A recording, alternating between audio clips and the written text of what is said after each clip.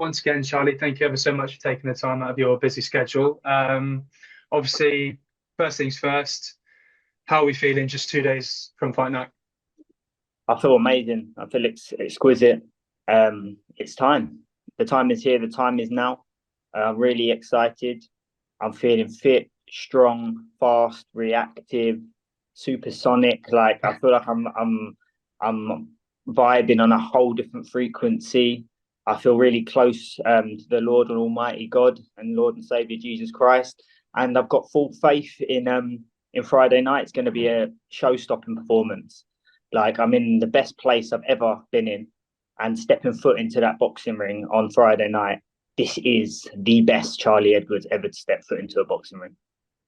Some strong words there. And obviously, this sort of fight is being billed as the family feud with your brother obviously managing your opponent, Thomas. Has that sort of affected preparations at all? And have you spoken to your brother during the camp, or if you just sort of brushed it aside and gone on with your Um, own? I'm a super ultra professional athlete, you know. Yeah. Like I'm aware of this situation. My brother's picked Thomas, so be it. Do you know what I mean? He's backing him. I'm not sure if he's going to be in the corner or not, but I've put my mind in there already. I've been in there in my soul. Do you know what I mean? Like emotionally, I've visualized it, how I might feel the emotions. I've covered all angles and covered all boxes. So to be honest, it hasn't affected me in a negative way. It's affected me in a very positive way. High risk, high reward. You know, pressure makes diamonds, and that's what I feel like it's done. And the family feud is on the line. It's a bit of family rivalry, but it's something that I've dealt with my whole life anyway.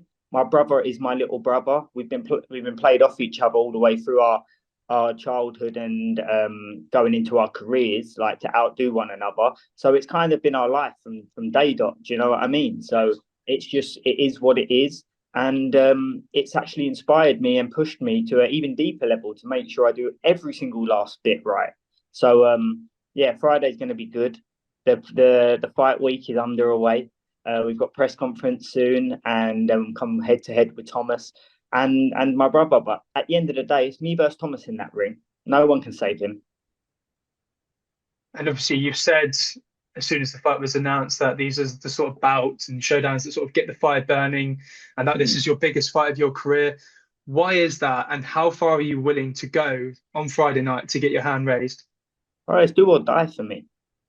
That's my mindset going into this fight. Just like it was my mindset when I went into the WBC World Title fight, do or die.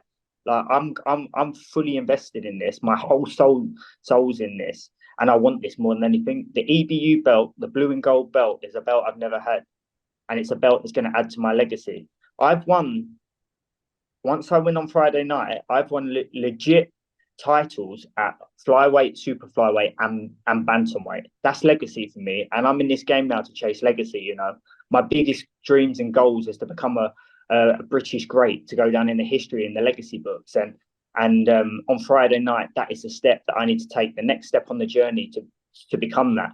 And I believe this is destiny. I believe this is God's plan. Everything I've had to go through and get past and never taking no's for an answer. It's built a deep inner desire in me and a character in me to take me to extreme heights. And just like we see with Daniel Dubois, like he had his last 4 years and everyone went against him. Everyone done that against me with the Martinez stuff and the vacating title, making weight, then losing everything, promoters, then being messed around and etc. etc. My story is well documented, but this is me back. This is the start of the resurgence. This is the rebirth of the eagle, and I'm looking forward to it. And you've obviously talked about legacy and all this, the resurgence and the rise back up. What is obviously if you get your hand raised this weekend or on Friday, what is When, sort of legacy? when, when, I when I respect get the my hand confidence. raised.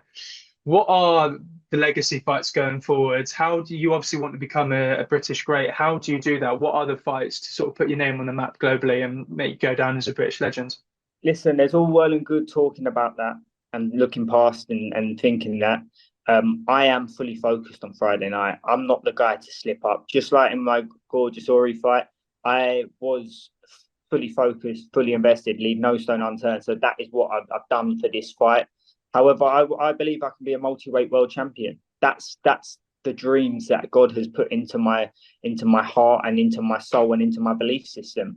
And this is the step that has to be taken. And so I'm not going to give any names. I'm not going to say anything like that until after this fight. I respect my opponent fully. I know the threats he holds, but I also know that the performance that is coming. So yeah, I'm not going to give names. After the fight, we sit down on the ringside and people are getting called out. Perfect. And obviously, you've teamed up with Stephen Smith ahead of Mm. your last outing. Would you say that he's got the best out of you, both physically and mentally? And sort of how did that link up come about? Because you've been very sort of you've been high praise, should we say, of Stephen? Yeah, and physically, mentally, emotionally, spiritually, like he's like a brother to me. Real talk. Like I've never had a connection like that with any of my coaches. Like we're in this together. He's so passionate, like I am. He showed in his career that he done everything he possibly could to push it to the maximum level, and he's doing that in the coaching. He's looked me in the face. We've sat down. We've touched on a very like soulful level, and he's promised me that he's going to give me everything till the end, and that holding volume and weight for me. He's a real genuine soul. And to be honest, how it come about was through my strength and conditioning coach, Johnny Reynolds. He was the one who linked it. I was lost. I was in no man's land. I didn't know where to turn, what to turn. I've made some terrible decisions along the way in my career, and I had to learn from them. So I decided to sit back, and really like bide my time and allow. It was mad, like because I was over in Portugal. I was very stuck. I didn't know what to do. I was kind of lost, and I went to a boxing show to try to get my career back. One of the matchroom shows it was actually in Liverpool, and I didn't want to go, but my wife forced me out the door to go. The anxiety was kicking in. I was thinking, no, I don't want to go. I don't know what's going on with myself. No fights, no this, no that, no manager, no promoter. Like I felt like lost, and my wife not kicked me out the door, but supported me, patted me, and made me go. And that was kind of like the moment when all the magic happened. It happened that weekend. It's the moment I sat next to Stephen and we had the conversation and we vibed on so many levels. And then I went to Johnny, and then I had the strength and conditioning session. And he told me about Stephen going into coaching, and it was just like all stars aligned. And many times I've been standing outside looking up at the stars, just praying to God, asking, I don't know what's next for me, but please connect me. Please give me something. I've been grafting, like putting in the work and showing that I deserve everything to him. And it was like the stars aligned and he connected me. So I've got to be so grateful. Some brilliant words there, and obviously you talked about it earlier with very briefly with Daniel Dubois, and obviously as a boxing fan, I'm sure you watched the sort of big heavyweight clash over the weekend. What do you make of Daniel Dubois' rise, and do you sort of see any similarities in that with your game? And alternatively, with regards to the topic of AJ, do you think he should retire? Um, Daniel Dubois has been boxing since a child. Like he's probably like 20 years deep because funnily enough, when I was 18, he was 14 and he was the same weight as me. And at the Lim Boxing Club, we actually sparred, and I can't find the picture anywhere. I've been looking for it for ages, yeah. But he's gone through the whole setup, the whole GB thing. He's been in national championships his whole life, so he's a proper boxing person. And I like to see what his resurgence back, especially when everyone writ him off and called him a coward, etc., etc. When he could have lost his eyesight.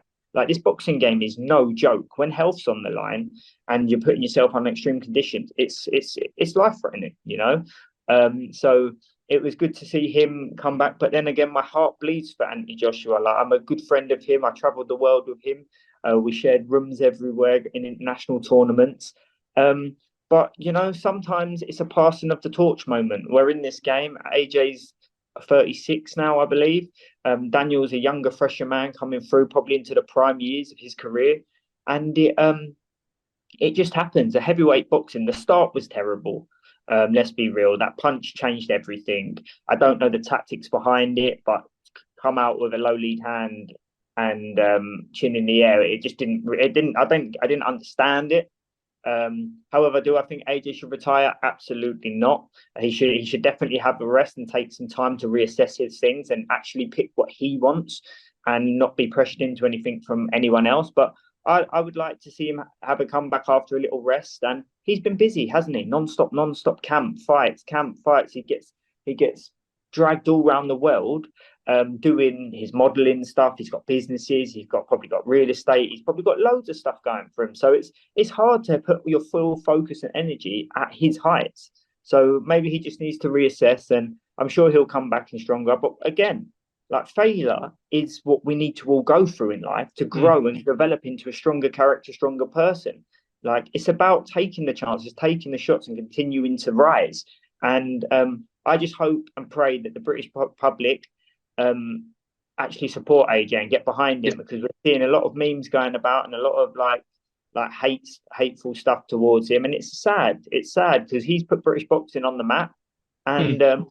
he made it the biggest it's ever been for a very, very long time. And he's a British great. So yeah, my heart bleeds for him, but I wish him nothing but respect. No, absolutely. And just a very quick one from what you've just said. How did sparring with Daniel Dubois go? Do you remember?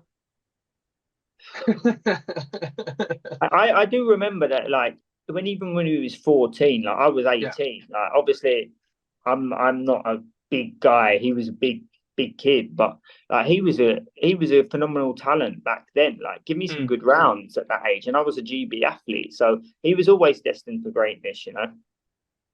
Yeah, no, absolutely. And obviously, again, I'm just cautious of time there. One final thing from me.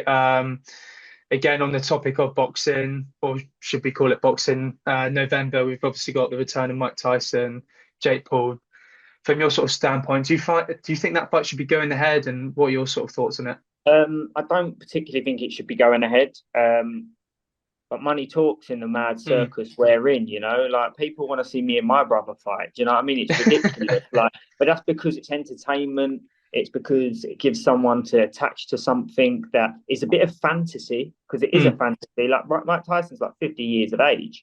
Yeah. Like from a standpoint of health and safety, he shouldn't be allowed to fight a man in his peak who like, and it's going to be sad if Tyson gets beat. But like he's a young man, Jake Paul. You know what I mean? Young, strong man, and he can fight now. Like he's proved he can fight. So it's going to be I don't know. It's sad, but in the world of business and world of money, they're making millions. So what can I say? Would I fight Jake Paul for 50 plus million? Probably. You know what I mean? How Let do him you reckon batter you'd fare me. with Jake Paul then? Oh mate, no, he's a big guy, and he? A big strong. He's big, strong as a bull. So yeah, no, I'm a little man, you know. So I won't even get into that.